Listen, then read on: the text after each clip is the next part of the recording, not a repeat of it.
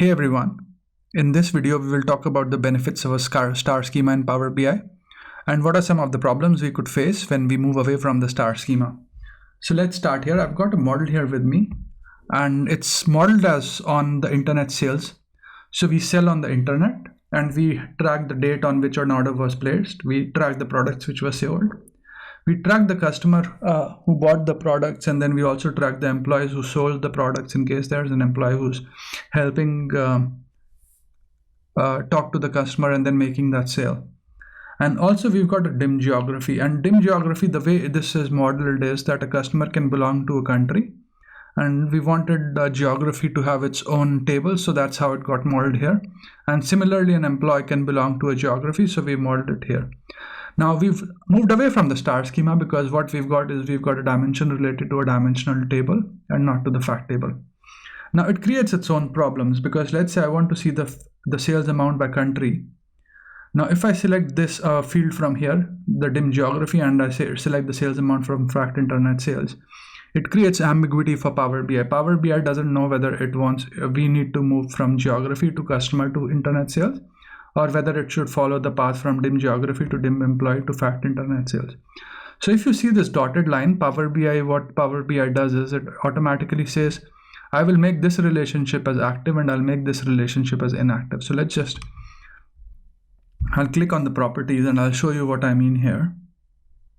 And you can see it says make this relationship active. So every time we go through this, it will go through this path, and it will not follow the path through the dim employee.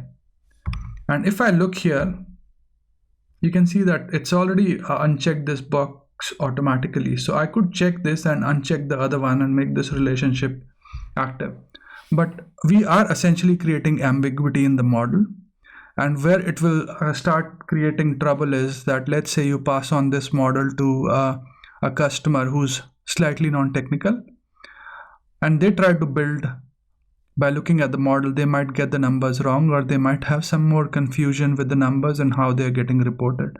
So this is a fairly simple case, but as the number of tables increase and Power BI starts creating this active and inactive, it will start creating confusions with the numbers which are getting reported.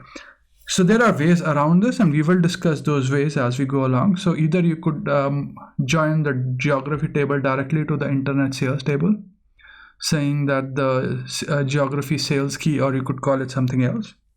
And similarly, we could remove this relationship between dim customer and dim geography, and we can remove the relationship between dim employee and dim geography. So that is one way that we just link the geography dimension to the sales dimension, the sales table, the fact table.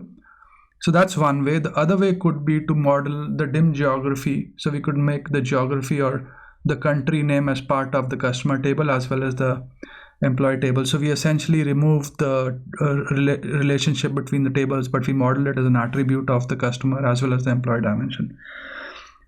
So it just depends on the scenario and what you're trying to achieve, and you will know more as you model more and you gain more experience. So I hope you find this video useful, and thanks for watching this video. Let me know if you would like me to take any specific topics. Cheers, bye.